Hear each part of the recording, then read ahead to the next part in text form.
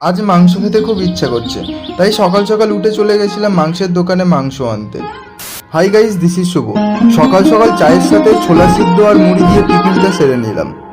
তারপর হাঁটতে হাঁটতে চলে গেছিলাম রাস্তার দিকে, মানে নতুন বাড়ির দিকে, কারণ আমার কাছে সাইকেল ছিল না, বাবা সাইকেল নিয়ে কাজে গেছে। রাস্তা দিয়ে একটা ভাই টোটো নিয়ে যাচ্ছিল, তার টোটোতে উঠে পড়লাম আমাদের মোড় পর্যন্ত যাওয়ার জন্য। একটা ভাইয়ের সাইকেল নিয়ে আমি চললাম এখন মাংসের দোকানের দিকে, মানে আমাকে মাংসের দোকানে তো যেতে হবে মাংস আনার জন্য। আজ রবিবার, তাছাড়া ওয়েদারটা ভালো ঠান্ডা রয়েছে। এটা ভাবতে ভাবতে আমি চলে এলাম মুরগির দোকানের কাছে, মানে মাংসের দোকানের কাছে।